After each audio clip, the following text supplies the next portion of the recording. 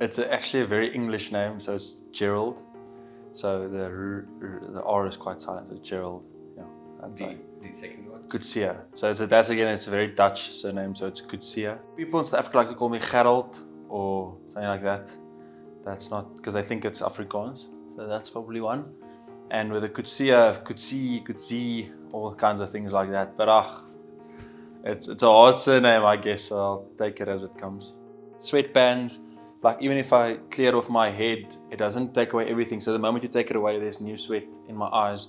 So the sweatband, especially the thinner one, just keeps it out of my eyes. So that's initially what I did. And then eventually, like most cricketers, most bowlers, when they go over the line, it's like that white line fever. So I think the headband now has just become like a confirmation of that it's now time to go. But it was never intended to be that. It helps me now to get into that space. Because I've been a pace bowler since I was very young, and Steyn was playing at the stage when I was very young, and he was very good at that stage. I think naturally I looked towards him being the best in the world, and just his whole personality around cricket, around bowling, the aggressiveness, the high pace, the high skill, everything about him was just what I wanted to be as a bowler. And it's sad that I was never able to watch him live. I played against him once. I don't think you'll remember when I was with the Joburg Stars and the MSL, and he played for the Cape Town Blitz. And I just remember him running in and me thinking, this is Dale Steyn. And he bowled the first ball and I completely missed it. And I was like, I should be doing my job right now and trying to hit the ball, but I just couldn't, because I was like, this is Dale Steyn bowling at me. And yeah, he's probably the most influential cricketer of my life, of just growing up watching him.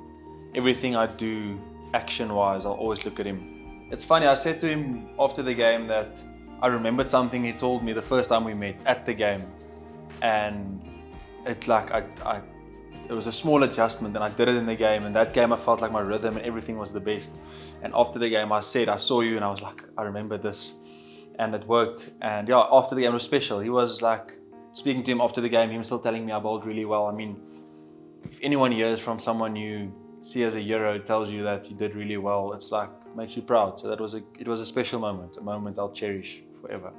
When I take a wicket, that is very like natural for me in the moment to be very pumped up. I think you see it in all great sports players. I'm not saying I'm great. That's not what I'm saying. I'm just saying, like, in very competitive sportsmen, when they do something good, tennis players like Nadal, Djokovic, if you look at Dale when he used to take a wicket, like there's this sense of like celebration, there's a moment of victory, and I think it just happens naturally for me because I'm so competitive. So when in bowling, you don't always just get wickets. So when you get a wicket, that moment of like joy and emotion is so overwhelming that you need to do something. And I think Dale again was a great example of that with the whole chainsaw thing, and that probably got some inspiration from that. But yeah, don't have more to add. Yeah, I've said a lot.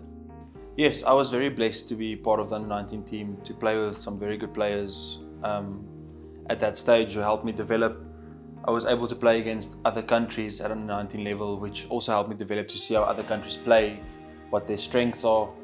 And then after the under-19 stuff, to move into a professional environment at the Free State was also massively beneficial, because now I went from one growth stage almost immediately into the next growth stage. So I was very blessed with that. And then at the start of my career, after my first season, there was like a year and a half where I played like 2 or 3 games where I was injured for that period of time, which was very difficult. But probably the biggest blessing in my career, where I came to the realization that cricket is not a god. And I never believed that, but I treated it as such. And it took me away from the game, not by choice, by injuries. And I just looked at it from perspective, and I said that I am not Gerald the cricketer. I am a person who is Gerald, who likes playing cricket.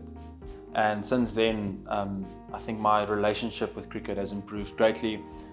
And since I've been back, I've not been injured again, which has also been a blessing. And I've been able to play with some really good players, to grow, I've been in tough positions where I don't play well. I've been in an environment where I do play well, so I feel like my growth has been a healthy one, which I'm very grateful for. It's been a great experience. I've come in as a junior, as a young cricketer in a team that has got a well-established bowling attack, and I've just grown and I've learned from some of the best in the world, and that environment's been very good. I need to say especially to like the bowling coach, Charles Langenfeld, who's been also probably close to the best bowling coach I've worked with. I have so much respect for him, and just everything there has allowed me as a cricketer to grow. As a young cricketer, that's what you need. And going to Australia, having a tough series, still being able to see how professional Oaks are and how good Australia were in their own conditions. It's all beneficial for me in my career, and it's been great. And regarding 2023, I'm not sure what my involvement will be, but I'll work hard and would be honoured and glad to represent my country if I get another opportunity. Yes, it was. So in the warm-up game, I took the hat-trick. I actually didn't get off to the greatest start with my first spell, and then the second spell I was much more calm, and yeah, I took a hat-trick, which was like such a weird moment for me. It was great.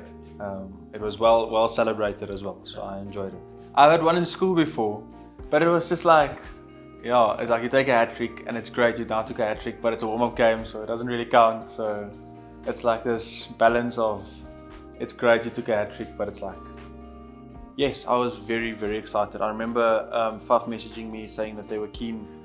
Faf being who he is, a legend of South African cricket, knowing that he's a very well-respected captain, I was immediately keen to join the team, especially also Chennai and Super Kings being such a well-rounded, well-respected team who's been very successful. It took me a day or two and I said I was in. Not even like in that moment I was in, but the whole process was short. I wanted to be a part of this team, and so far it's been one of the best experiences of my life. I think it's been, like, for me it's been revolutionary. It's been brilliant to be working with a coach, like the whole coaching staff, but I'm going to speak specifically about Coach Fleming. Just his calmness has been something that I admired from the start. I obviously have never worked with him. I've heard about the sort of the still calmness, the good energies, but to experience it has been a completely different thing, and it's been great. I mean, when we've lost and when we've won, he's stayed the same, and I feel like as a player looking at a coach and seeing him be like that has been great. I mean, I've gained so much respect for him to be able to coach like that, because I think all the players really enjoy that, and playing under Faf has been probably also one of the best captains I've played under, and also his calmness in situations where the situation dictates that it shouldn't be calm, but he's calm and gives constructive feedback. It's been great. Fantastic.